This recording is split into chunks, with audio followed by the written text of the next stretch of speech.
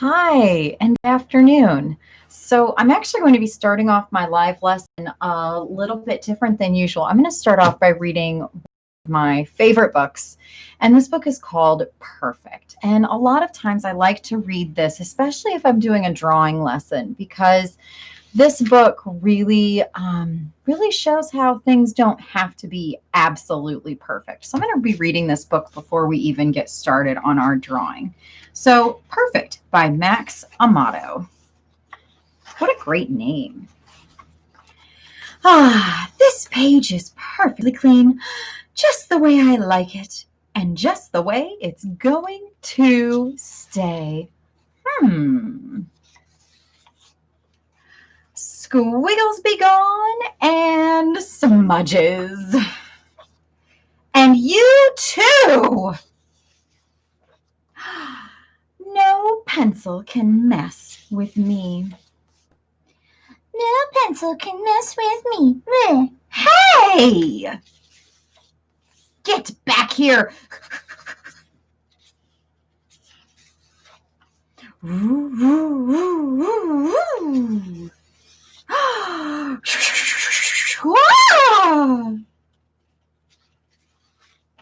Whoa!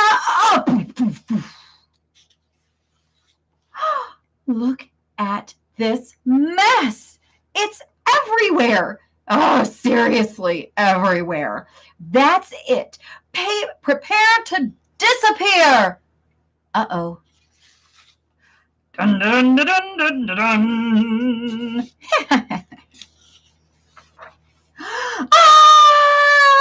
Ah!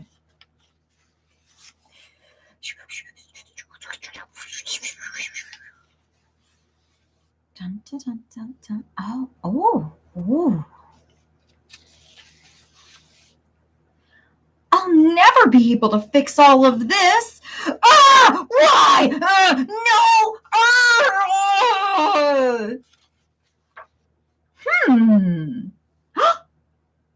Hey, not bad. Here I go. Isn't that so neat that he's using the eraser to draw now? Whoosh, whoosh. Eat my dust. Huh? Yahoo! See? No pencil can mess with me. Perfectly clean. Hey!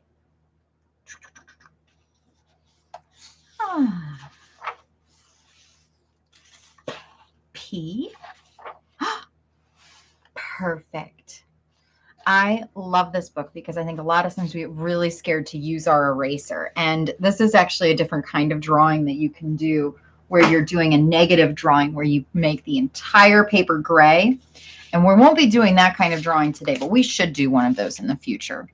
So today we are going to be drawing out these really fun watermelon slices. And you're going to notice that my watermelon slices are very similarly shaped to pizza slices. So I'm going to show you both drawing a pizza and drawing a watermelon. So you can do it either way, okay? So we're going to start off with just our plain blank piece of paper. Now, several of you guys are watching live right now. If you're watching live, you can't pause, okay? I am going to draw a little bit slower than I would in a recorded YouTube video, but I won't be able to,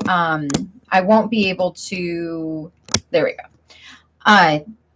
pause for everyone to be on at the exact same place all the time. So we're going to have to be patient with one another, okay? So we're going to start off by drawing our watermelon slices or pizza slices. And because a watermelon is round, I'm going to be utilizing a curved line for the edge of my watermelon slice and then using either two straight lines or you can just use a letter V, okay? And I'm also going to be making sure that my watermelon slices are so big that they come off of the page. So I actually really liked how I drew these watermelon slices. I actually held my hand very firm onto the table, And then using my hand, do you notice how my wrist is not moving? It's just my hand moving. If I draw like that, it makes a naturally curved line, okay? So I'm going to make my first watermelon slice right in the middle of my page. Now you can put it here or you can put it wherever you want. But then I'm going to draw the letter V and basically have my watermelon slice there. And now I can start having fun putting my watermelon slices wherever I want. So I'm going to just go around, and anytime my watermelon slices intersect, I'm going to do overlapping. So did you see how I just went all the way to the edge? I didn't get it quite lined up. That's okay. All the way to the edge, and then I just bounced to the other side. Okay, this is called spatial reasoning, when I'm using my eyes to see how far of my watermelon slice needs to pop out on this side. Maybe I want to be a little silly and I can put like a watermelon slice where it's just the tip coming onto the page, okay? Or I can do my watermelon slice so that it's going off the page. So here's the back end. So let's see here, in my sample piece, 1, 2, 3, 4, 5, I have 5 watermelon slices. So I think I could probably fit 6 today. So I'm going to have 1 watermelon slice going this way. And I can really have fun with this because this is just a very, just fantastic little drawing that we're doing today. See how I changed my curved lines? Like I put part of my curved line right here, and then I went underneath that first watermelon slice. There we go. Okay, so that's pretty simple. Now, I'm going to actually be throwing some pizza slices on here too. So you're going to see me bouncing between watermelon and pizza. So if you want to do both, that's fine with me. So if I wanted to do a watermelon slice, now I would be putting my watermelon seeds in. And I use little teardrop shapes. So I'm going to put a few watermelon seeds in. I'm going to leave a big amount of space at the back of my watermelon because I need room for the rind. Okay. And then if I wanted a pizza slice, I would have to make some sort of line to separate my toppings. So like this thin line right here is going to end up being pizza sauce. So I've got my, what'll be my brown crust, my pizza sauce, and then I've got my pizza as well. I'll just stick some very fun pepperonis on there as well. So watermelon slice, pizza slice. So you can do both. Have fun with it. This could be a hilarious picnic. Can you imagine if they served watermelon and pizza at the same time in the same box? I don't know how appealing that would be. I think that would get kind of gross. Maybe I want a mushroom pizza. So I can draw some mushrooms. I like try to make the stem first. And then I just need a rainbow line over the top. Maybe some green peppers. It's kind of like a letter C that's been shaped, or a question mark a little bit. Oh, doesn't that look fun? I'm going to put a little pepperoni there too. I love having stuff go off the edge. It looks really fun when you do that. And then I'll just do one more watermelon slice right here. So if you do not have a Sharpie today, that's perfectly fine. There's many different things you can do. If you have a black crayon, you can use a black crayon for tracing. You could use a regular black marker. You could also not trace anything. This is your project, so you can really make it your own.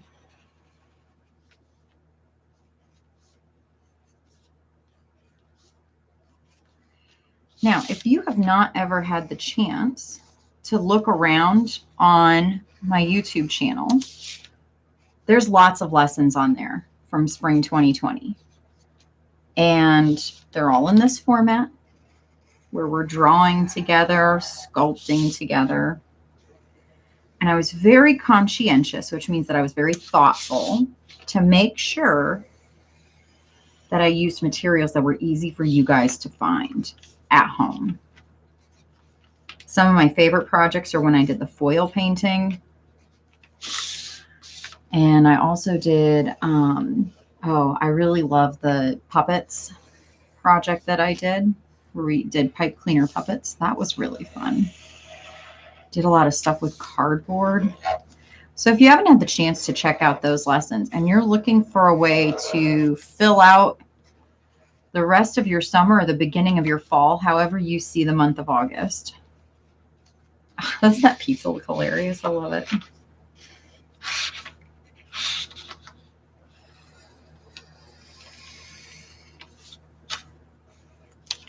Now I'm getting my pencil lines covered pretty well. So I don't believe that I need to go back and do a big erasing job. But if you finish tracing everything and you notice a lot of scratchy pencil lines hanging out around your picture, you may want to take a nice large eraser and just clean it up. You don't have to. It won't be a big deal if it stays there. Okay. So I've got everything traced. Now, my watermelon line looks very weird right now because I just have this big gap. But let me show you how to make a realistic rind. On my teacher sample, I did draw like coloring where I was zigzagging back and forth, and I'm actually not as happy about that. So I'm going to be changing it a little bit. The big thing is that you want to have 2 different colors of green. Okay, so you want to have like a regular green. You could do green, yellow. You could do yellow, green. I think that's all I've got in here in this particular box. But like you want to have just 2 different colors of green. You could even go with like a jungle green that's darker than this. That would be fine. But I'm going to change it a little bit. On my teacher sample, I went back and forth like this all the way around the edge. This time, I'm going to actually make that line thinner, and I'm going to follow the curve that I naturally had in there. So I was thinking about how watermelons grow, and watermelons really have a thin skin. So I'm going to do a thinner skin there. And then I can take my other green and I can actually color the next layer of rind. Okay. Now, I didn't color in these seeds. I don't know if you guys can hear in my background or not, but there's a lot going on here in Pittsburgh today. We have a pretty good rainstorm happening right now. So if you're in Pittsburgh, I bet you are inside from the rain. So every once in a while, I've been hearing just that really nice low thunder. I love that thunder. That thunder makes me want to fall asleep. So I'm going to try really hard not to fall asleep while I'm teaching, okay? Do you think I'll really fall asleep? No, no, no. So I'm going to go through. I find it easier to do all of one thing before I move on. So I'm doing all of my rinds at the same time. So I did my dark green edge, and I'm doing my light green. Now, I don't know if you guys picked up on this by looking at my teacher sample, but I used 3 different colors of pink. Okay, so when you start doing your crayons, and by the way, there is nothing that says your watermelon needs to be green and pink. Maybe you want your watermelon to be like blue. How fun would that be? So I'm going to pick out 3 different colors of pink. Okay, so I have red violet, carnation pink, and violet red. Okay, so just so you know, the way Crayola names these, it's very interesting. Red violet and violet red on the color wheel are actually pretty much the same color, but the way that Crayola makes it is that the second color actually has more of it in the crayon. So red violet is going to have more violet in it. Violet red is going to have more red in it. So this is going to be more pink, and then this one's going to be more maroon. Anyway, there you go. Okay, so the way that I colored my watermelons for my teacher sample is I started on one side with my lightest pink, okay? And I went across, and because watermelons grow from that center out, now I really want all of my coloring to point towards the tip of the watermelon slice. so that it doesn't look like stripes, I'm actually going to feather the edge of this coloring so that it's a little bit lighter even than that light pink. And then I'm going to take my middle pink and I'm going to overlap it. Good, you can see. I'm going to overlap my pink and start coloring it towards the end. And now it looks like my watermelon is lighter on one side and darker on the other. So I've got that nice middle pink in the middle, as it should be. And now I can take my darkest pink and come over here on the edge. Now look at that color change that's happening right there. You're going to really see it down here. Oh, isn't that beautiful? Oh, yay, yay, yay. I love that. And I'm even overlapping my dark pink just really far over, because the further I overlap my colors, the more they'll look like a smooth transition going across my watermelon slice, not just like stripe, stripe, stripe. Of course, if you want a striped watermelon, that's fine with me. This is your project. See, I'm even like going all the way over here. I'm just really coloring that out so that now look at that beautiful color transition. Oh yes, I think changing how I colored the rind really made a difference. Okay, so you can color all your watermelons that same way. You can even do it the opposite, where you start with your dark pink. Remember, everything's pointing towards that tip. And then go to your middle pink, overlapping them. When I'm at the edge, and this is why I've got the paper underneath this today, sometimes I'll color like this, because if I drag it back this way, I could rip my paper on the edge.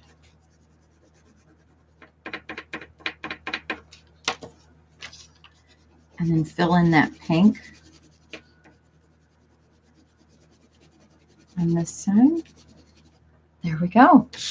Look at that. Beautiful. All right. Now, if you decided to do pizza slices, you're going to be using different colors. Unless you really wanted pizza slices that were in watermelon colors, then what if you did your watermelon in pizza colors? Boy, that could really make for one interesting piece of artwork right there. Well, the only brown we have in here is broken. That's okay. But I'm going to also get a tan out. And then I want a very bright red, okay, for my pizza sauce. And I'm going to show you how to make a really neat pepperoni too. So first, let's start on our pizza crust. If I color it too dark, it's going to look like I burned my pizza. So I'm not pushing very hard. I am just putting in a little teeny tiny bit of color. I am barely touching my paper with that brown. And then if I take the peach, kind of doing what I did with those watermelon slices, if I take the peach and color over it, now it looks like I've got that nice tan crust. I'm going to add just a few little lines on there to add a little bit of implied texture. Implied texture is when the texture really isn't there, but I'm making it look like it's there. And then I can use my red. Do you guys see the difference between that red pizza sauce and your pink watermelon?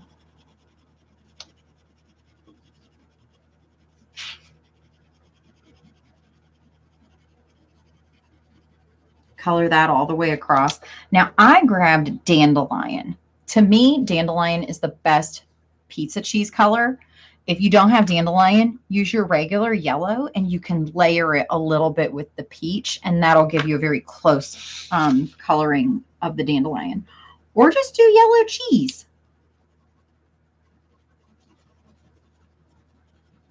Doesn't that look delicious? Today is my daughter's birthday, and we are talking about ordering pizza for supper tonight or getting pasta. We don't know which yet, but we're ordering out for her birthday tonight. And the more I color this pizza, I'm going, maybe pizza's a good idea. Okay. So I've colored in my pizza. Now I want to show you how to make a really realistic pepperoni. Okay. What you're going to do is you're going to take your brown, okay, and you're going to color in a swirl of brown, okay? And on this edge, you're going to color a swirl, color a swirl. Okay, that does not look all that exciting right now. But then if I take my red and I color in a swirl over it, and I leave little white specks, now it looks like pepperoni.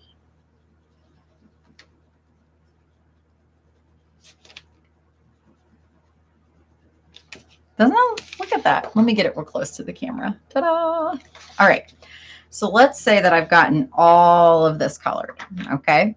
Because I don't want to take too much of your time today.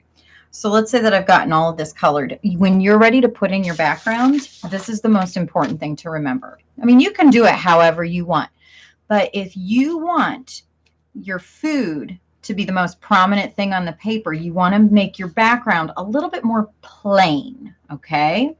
Which means that you want to keep all your coloring in the same direction, because then people's eyes are going to be more focused on the food on your picture instead of on your background. So I'm probably going to do, let's do a purple background. And I'm just going to start at the bottom, and I'm barely pressing because I want my background to be nice and light, because the lighter my background is, the more my food stands out. And I also made sure to pick a color that didn't match anything that I had colored, okay? And the reason that I did that was to make it pop, okay? My food's going to pop out more if the background doesn't match the food. That's called contrast. If everything was about the same color, like if I had done a pink background, my pinks and my watermelon slices just wouldn't look as colorful. It would wash out the color a little bit. So I started at the bottom, and I'm just slowly making my way back up to the top.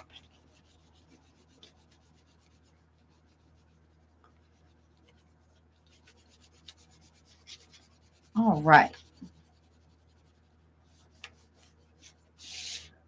I really love this purple next to the pizza slice. I think that looks really nice.